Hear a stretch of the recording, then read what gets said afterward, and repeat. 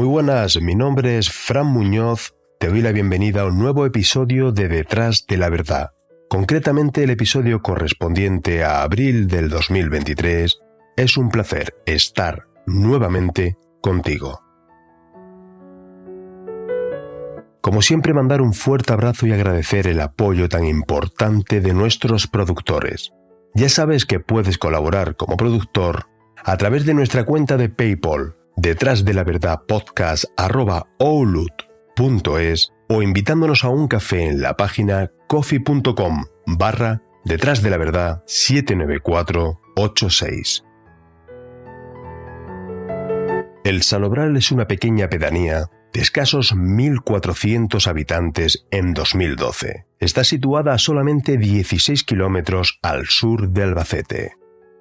Es un pueblo agrícola, dedicado fundamentalmente a la plantación de cereal, maíz, trigo, cebada. Allí, como ocurre en los municipios pequeños, todos se conocen y muchos son familia. Almudena era una niña de 13 años que residía en el Salobral junto a sus abuelos. Una niña cariñosa, alegre y amante de la música rock y heavy. Aquel sábado 20 de octubre del 2012, paseaba con unos amigos por el centro de la pedanía. Eran las 7:20 de la tarde, cuando un vecino, Juan Carlos Alfaro, de 39 años, se cruza con el grupo de jóvenes. Quería hablar con Almudena. Esta se negó a hablar con él.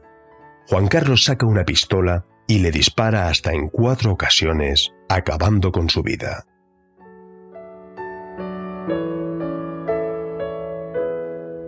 Juan Carlos y Almudena, pese a la diferencia de edad entre ambos, mantenían una extraña relación consentida desde hacía algo más de un año, pero con la oposición de la familia de ella.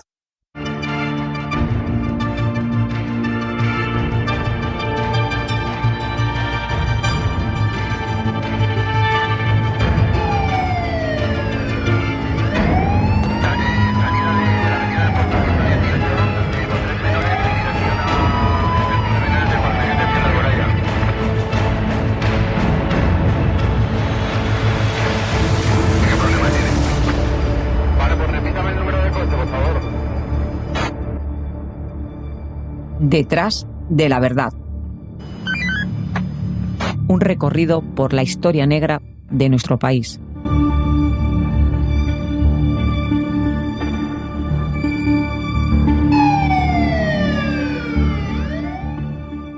Juan Carlos Alfaro Aparicio tenía 39 años. Era mecánico en paro, conocido por todos con el sobrenombre del Fraggle.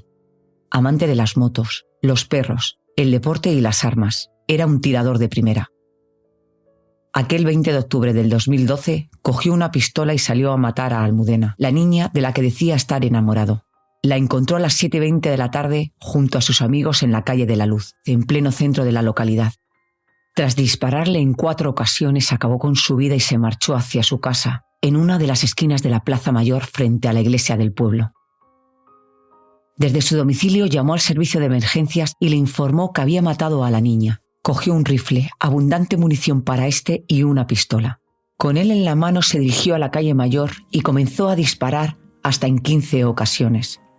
En una de ellas alcanzó a Ángel Agustín Delicado, apodado el Pessicolo, de 40 años, caminero en paro, padre de una niña de 11 años y amigo del asesino. Como más tarde veremos, esta muerte no fue al azar, como algunos creyeron o quieren creer. Venía de Albacete. Llegué a la puerta de la casa del asesino, lo vi, lo saludé como siempre lo saludo, le dije ¡ay, Fraggle! Y me dijo ¡ay, chusco! Y ya vine, aparqué en la puerta de mi casa el coche y ya vi que venía gente corriendo. Digo, ¿qué ha pasado? Entonces venían los chiquillos diciendo que la han matado, que ha matado Fraggle a la chiquilla, que la han matado a la Almudena.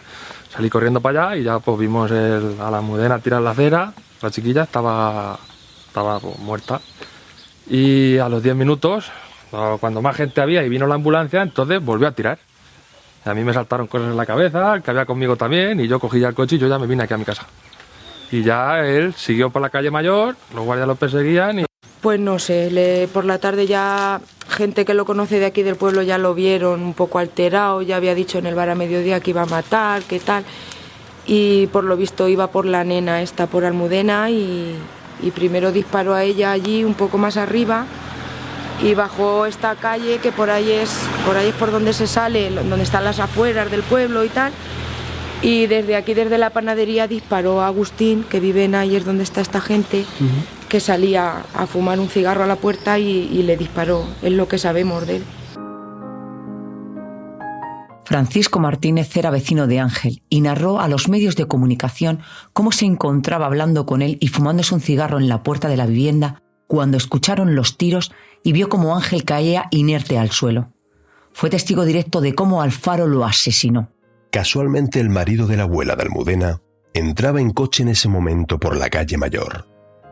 Juan Carlos le dispara sin compasión, pero tuvo más suerte que Ángel, porque solamente es alcanzado por uno de los disparos en el brazo, que le produce una herida leve de la que recibió el alta médica a los pocos días.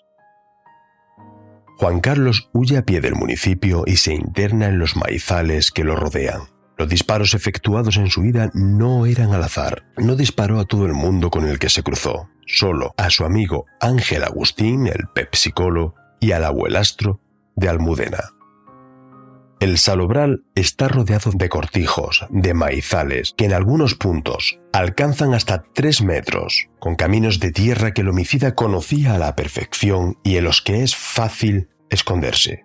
Además, la lluvia y los terrenos embarrados dificultaba todavía más la localización del homicida.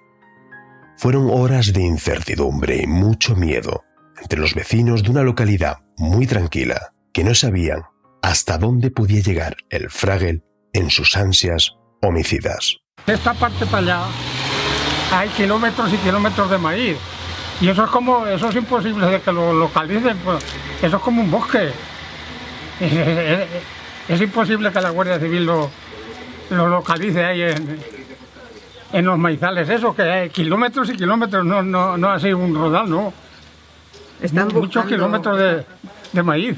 La Guardia Civil consigue contactar con él por teléfono móvil. Este se niega a entregarse y desconecta el móvil sobre las 11 de la noche. Ahí se pierde su rastro. Iba armado y era un excelente tirador. La Benemérita organiza un amplio despliegue dirigido por el teniente coronel Pedro Blanco, donde participaron casi un centenar de agentes de la Comandancia de Albacete, con la colaboración de perros especializados y un helicóptero. Pero, ¿cuál era la relación entre Almudena, una niña de 13 años, y su verdugo, Juan Carlos Alfaro, un hombre de 39 años? Adela, la madre de Almudena, se quedó embarazada de ella muy joven con 18 años de edad. El padre biológico de Almudena nunca quiso saber nada de su hija. Adela mantuvo durante casi 8 años una relación con otro chico del pueblo, José Andrés, que acogió y quiso a la pequeña como si fuera hija suya. La familia de José Andrés tenía una casa en el cerro a las afueras del municipio, junto a los terrenos de la familia Alfaro, e iban allí muy a menudo. A la niña le encantaban los perros y la naturaleza. Es allí donde conoció y entabló amistad con Juan Carlos, acercándose a la menor a través de su devoción por la música rock y heavy. Los padres de Juan Carlos, Antonio Alfaro y Cándida Aparicio, tenían 2 casetas en su finca. A Juan Carlos le gustaba pasar largas temporadas en aquel terreno. Se sentía bien al aire libre, paseaba, salía con los perros, hacía ejercicio. En una de las casas montó un gimnasio con bicis, sacos de boxeo, pesas, tablas de artes marciales y todo tipo de aparatos. Pero sobre todo, le gustaba la caza y hacía prácticas de tiro casi a diario. Tenía muchas dianas, armas y una gran puntería. Estaba en posesión de 3 licencias de armas, la D, la E y la F. Decían en su pueblo que si veía una perdiz, no importando cuál fuera la distancia, la abatía seguro. La madre de Almudena rompe su relación y se separa de José Andrés. Pero la niña seguía viéndolo tanto a él como a sus padres, a los que consideraba a su padre y sus abuelos. Continuó acudiendo al cerro y viéndose con el Fragel. Almudena era una niña muy cariñosa, pero solitaria. Tenía 11 años cuando ambos se conocen. Aquella extraña relación de amistad entre vecinos poco a poco se fue estrechando, hasta convertirse en algo que nadie entendía. Ya no solamente se veían en el cerro, sino también por el pueblo donde paseaban juntos aunque nunca nadie los vio abrazados ni cogidos de la mano. De hecho, muchos vecinos del pueblo no conocían la relación entre ambos hasta la noche del crimen. A ella le encantaba estar con él, oír música, pasear. Él decía estar locamente enamorado de ella. Nos preguntamos cómo pretendía tener como novia a una niña de 13 años. Algunos de sus amigos se lo recriminaron en alguna ocasión por lo que ellos entendían era una obsesión inaceptable de Juan Carlos hacia la niña. Nadie tiene muy claro hasta dónde llegó esa relación física y sexualmente. Él decía que no había mantenido relaciones sexuales con ella y la niña lo confirmaba. Según Juan Carlos, su relación era una relación de amor platónica. Adela, su madre, residía en la cercana localidad de El Pasico, entre la aldea de Salobral y Aguas Nuevas, junto a su nueva pareja. Almudena se había quedado a vivir en el Salobral con sus abuelos maternos. Como es normal, tanto su madre como sus abuelos se oponían a aquella relación y no iban a permitir de ninguna manera tal aberración. De hecho, se da el caso que la abuela había tenido una muy mala experiencia con su primer marido y padre de sus hijos, al que conoció y dejó embarazada con tan solo 16 años. Escuchamos a los padres de Juan Carlos. Mi hijo fue a hablar con su madre, quería que le dejaran salir con ella, no esconderse. Ella que él quería salir como otra pareja normal, irse en un bar, tomarse una Coca-Cola, cualquier cosa, igual que otra, no esconderse, aunque era menor que ella, ya ellos lo saben, pero se querían los dos. Entonces, a ver si que me pierdo. Entendemos cómo se encuentra. Fue a hablar con la madre, que primero fue a hablar con su abuela, y le armaron allí un escándalo. Y luego dice, a ver si hablo con la madre, a ver que me dejen salir con ella y tal y que cual. Entonces, pues estaba ella trabajando en una panadería, pues me dijo a ver si podían hablar y eso, salió con el hierro ese del toldo para pegarle, ¿no? Que mi hijo trabajó del coche porque estaban en la puerta el amigo y Almudena me parece que estaba yo también, sí, estaba Almudena. Y yo creo que no sé si lo llamó por teléfono que fuera y él siempre donde lo llamaba a él acudía.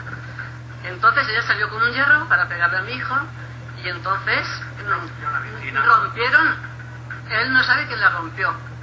Rompieron una vitrina, un cristal, no sé qué. Entonces pusieron una denuncia, ellos, como Juan Carlos había roto la vitrina. Y Juan Carlos no llegó a entrar, llegó a bajar del coche. Entonces Juan Carlos se fue huyendo con el coche y el amigo ese salió detrás, se atravesó delante del coche.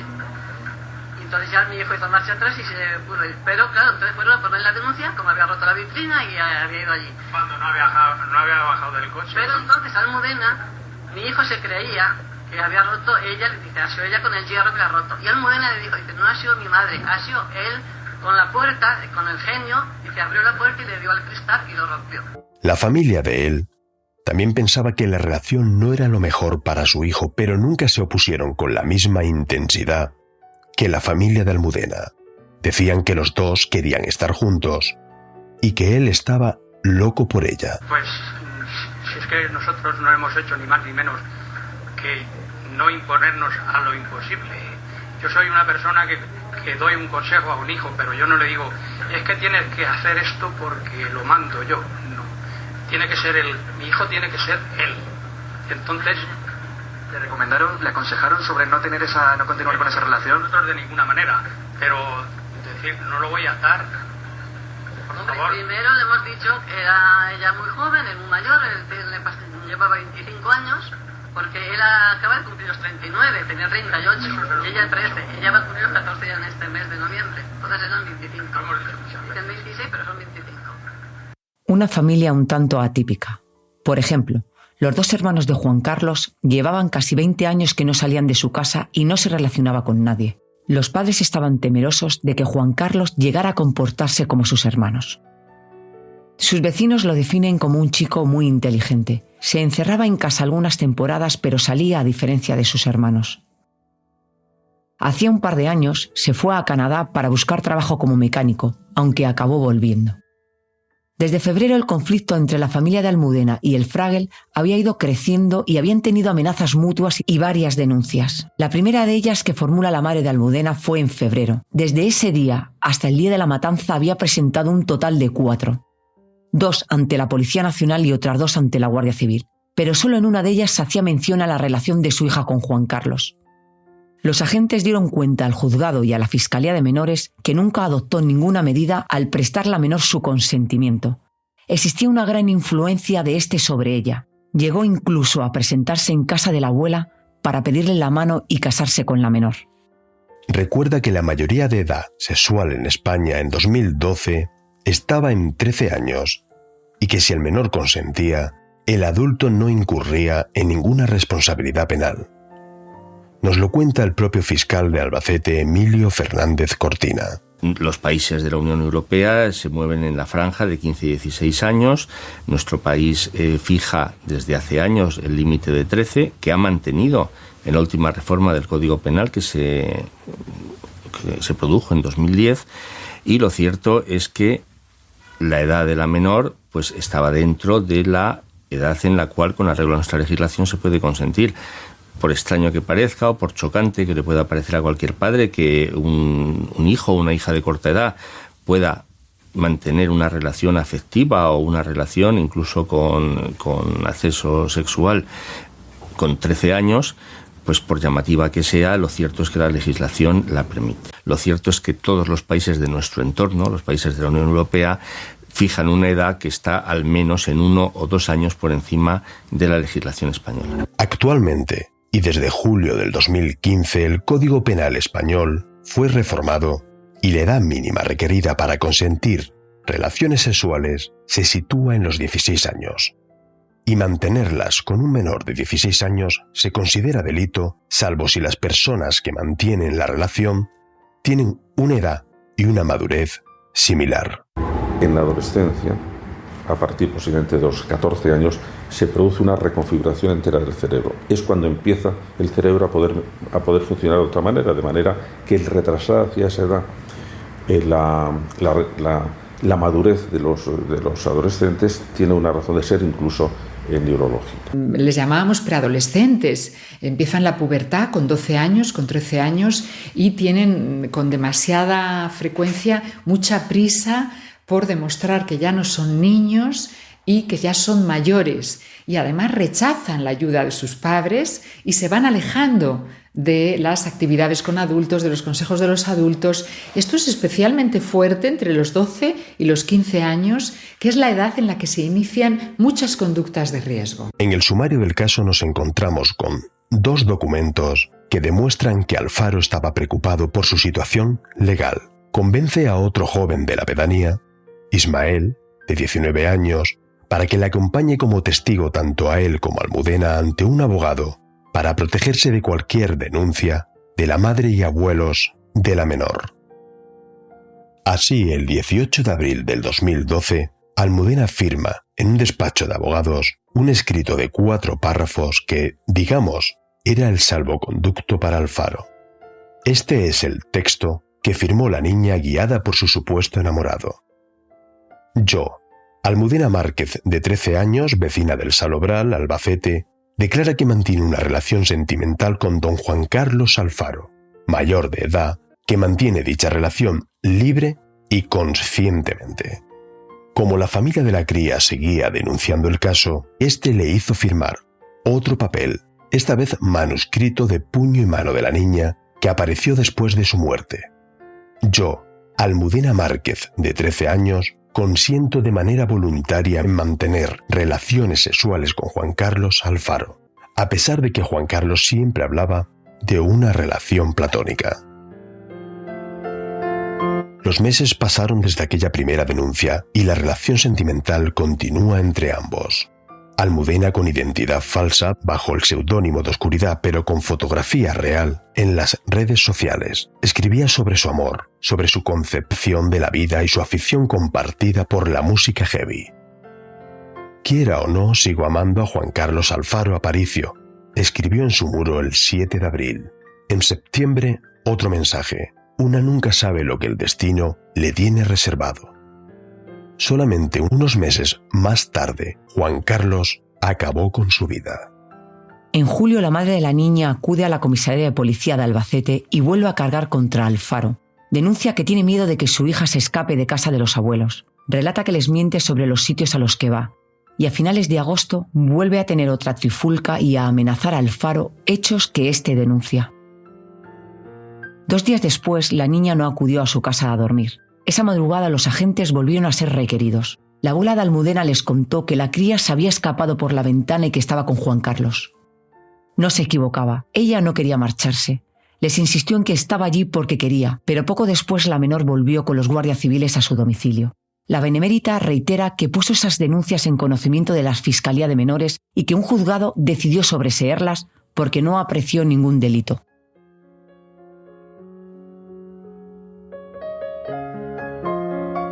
La única que podía hacer algo para acabar con aquella situación era Almudena, y lo hizo.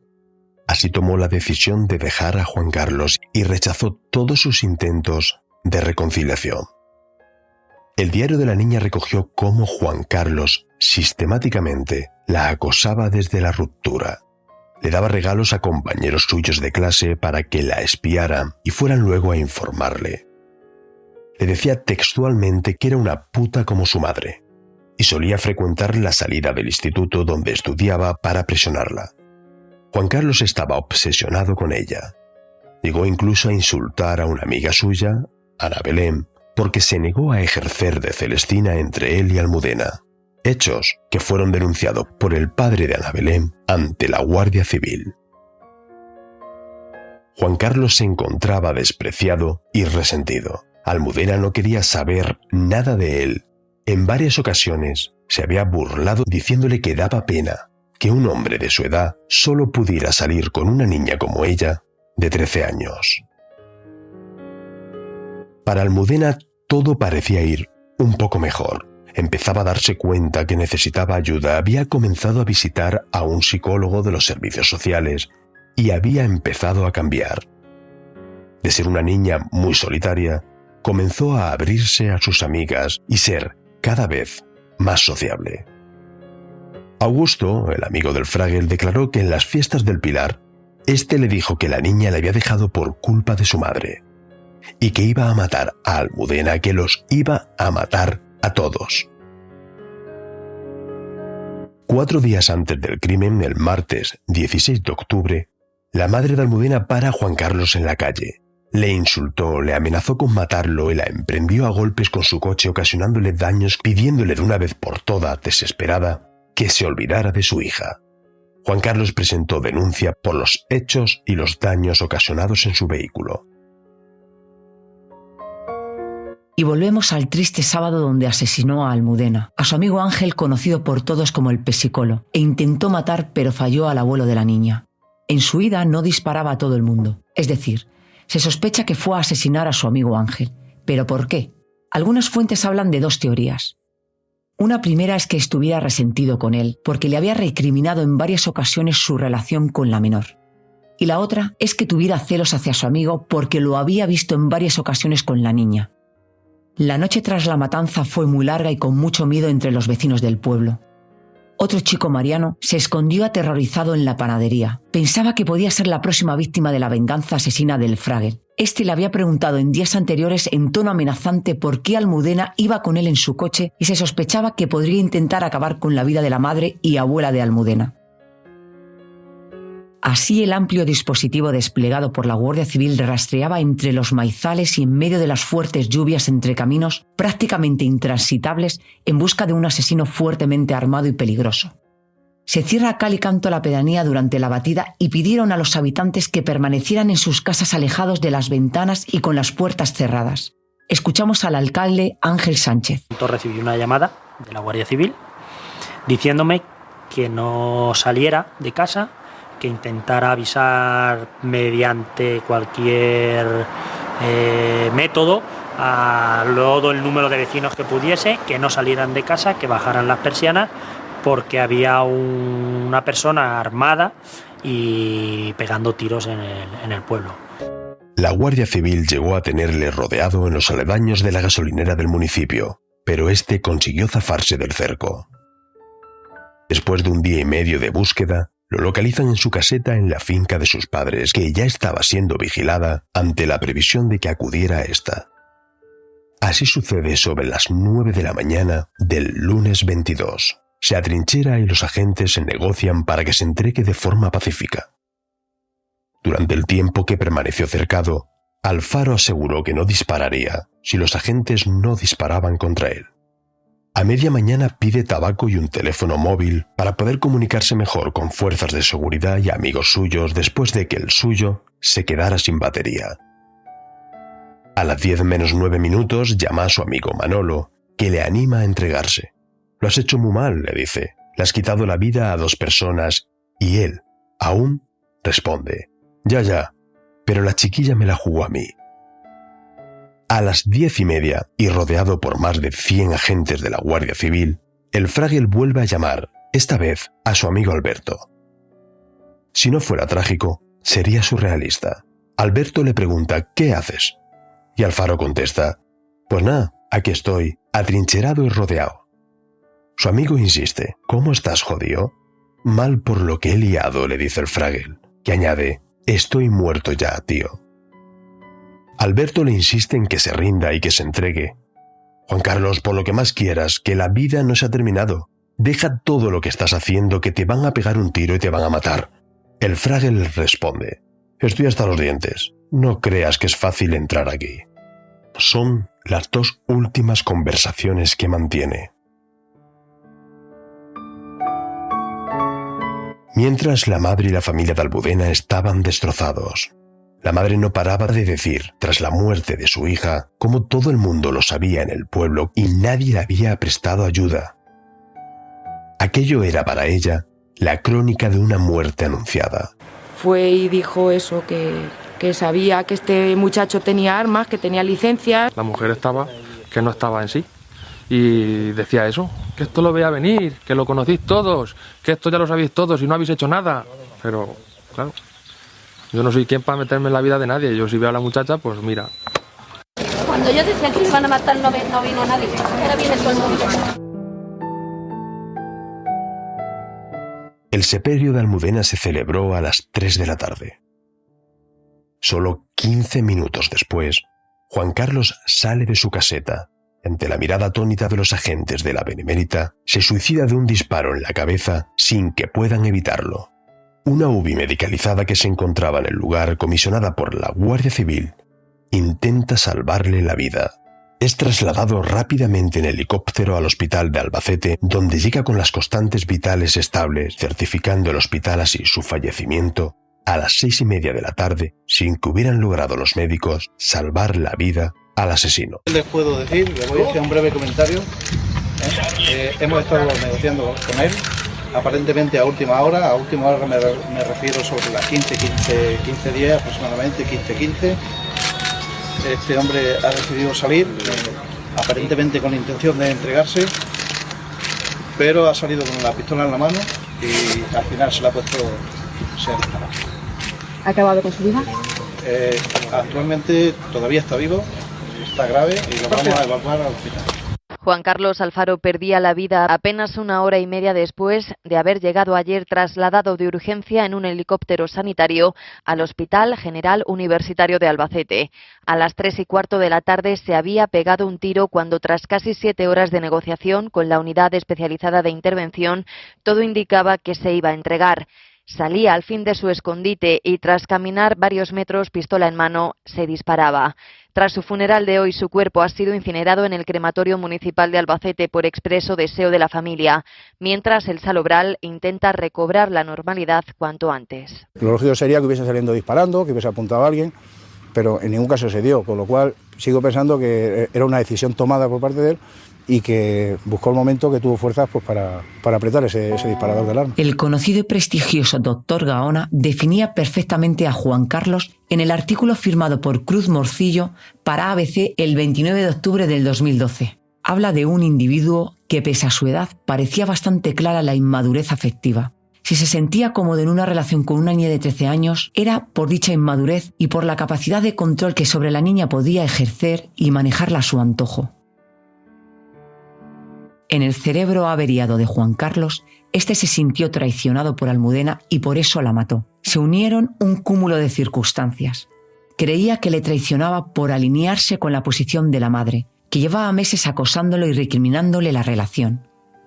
Y seguramente pensó que haría el ridículo si Almudena salía con un chico de su edad. No lo soportó. Escuchamos al alcalde de la pedanía tras ambos entierros. Cordura para que no haya malas interpretaciones de nadie, ni vaya nada de cosas que se puedan oír. ¿Deben enfrentamientos ahora entre las dos familias después de lo que No, las familias no creo que, porque son familias normales, ahora están muy dolidas y es comprensible de que ahora pues se puedan decir cosas que en un momento dado no quieran decir, pero hay que comprender el estado que están ambas familias, las de una parte como la de la otra. Entonces, pero bueno, lo que se tiene que imperar es la cordialidad y la sensatez, y una vez que ya vaya pasando el tiempo, pues me imagino que las heridas pues irán limándose. Se da la extraña circunstancia e ironías de la justicia española que un año después de que le arrebataran a su hija, Adela tuvo que acudir a juicio como acusada de los daños ocasionados en el coche del cobarde asesino de su hija. La familia de Juan Carlos le demandaba esos daños. No quisiéramos terminar este episodio sin hacerte mención de un artículo publicado por la psicóloga general sanitaria Sofía Gil Guerrero de fecha 27 de octubre del 2017 para el blog La Guía Infantil, donde nos habla de un problema que muchos psicólogos, pediatras, psiquiatras y educadores están advirtiendo y denunciando desde hace años: la hipersexualidad o erotización de la infancia. Si observamos en revistas, redes sociales, TikTok, Instagram, Facebook, no es raro encontrarnos con fotos y vídeos de niñas maquilladas, peinadas, vestidas y adoptando posturas sexys, entre comillas, como si de mujeres adultas se tratara. Escuchamos al filósofo José Antonio Marina. Lo que estamos viendo es que se están produciendo un movimiento en todos los países occidentales de sexualización precoz de las niñas, que ya la Asociación Americana de Psiquiatría nos ha advertido a todos los que estamos en contacto con adolescentes de que es una fuente de problemas. Es decir, que estamos introduciendo a las niñas demasiado pronto en un tipo de sexualidad de adultos y que eso siempre resulta en las niñas perjudicadas. Lamentablemente, la etapa de la infancia parece tener hoy en día una duración mucho menor a la que corresponde a ese periodo. Las preocupaciones de los niños se asemejan cada vez más a la de los adolescentes.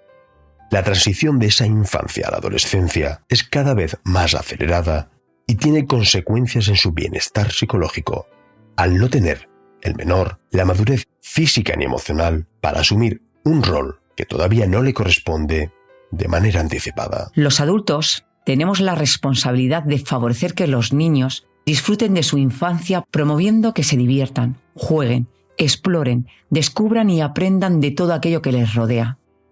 Todo lo demás forma parte del mundo de los adultos y no le corresponde a los niños vivirlo o ser partícipes de ello. Es nuestra obligación concienciar y sensibilizar a la población sobre esta tendencia que continúa en aumento. Las niñas y los niños son lo más importante y sagrado que tenemos. Son el futuro de la sociedad.